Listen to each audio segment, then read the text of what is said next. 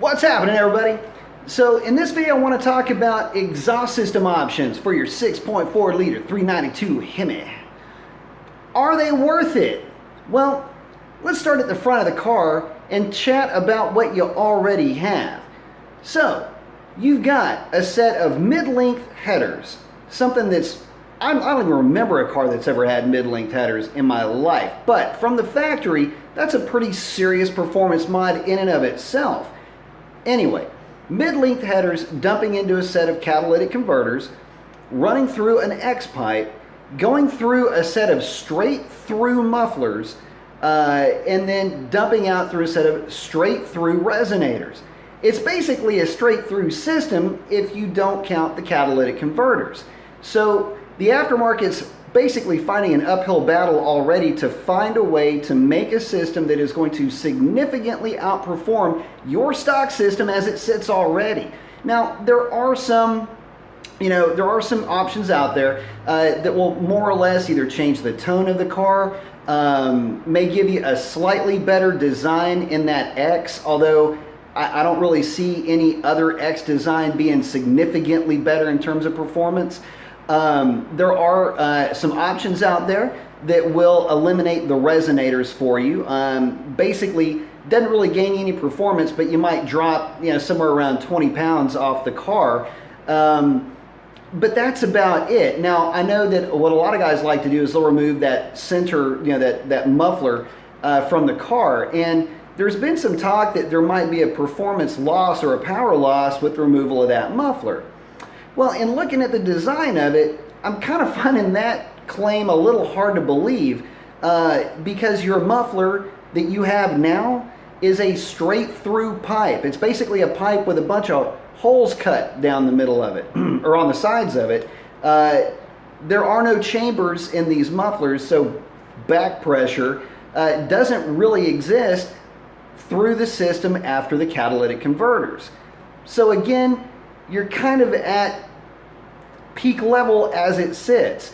Not to mention the fact a lot of those exhaust systems do not have provisions for your active exhaust butterflies, which will absolutely make you throw a code. Now, there are some mechanical hacks that you can do to eliminate that CEL, or if you have a tuner, you can just eliminate the CEL through the tune. But again, just one other pain in the ass that you're gonna have to deal with if you're thinking about going with an aftermarket exhaust system for your car. Now, I've mentioned catalytic converters a couple of times. Will the removal of catalytic converters gain any power? I don't know. I'd like to find out, so I may be letting you guys know here relatively soon. I do plan on removing the cats on my car to get you guys that data and to also use them really more for tuning than anything else, so I can get better data, more accurate data as far as air fuel ratios are concerned. But taking that out of the mix, by removing catalytic converters, typically you'll pick up 10 horsepower, maybe 12 foot-pounds of torque at the most. And to be honest with you, I just don't see a real reason for a street car to remove the catalytic converters for a few reasons. One, the car came with catalytic converters. It is designed around catalytic converters.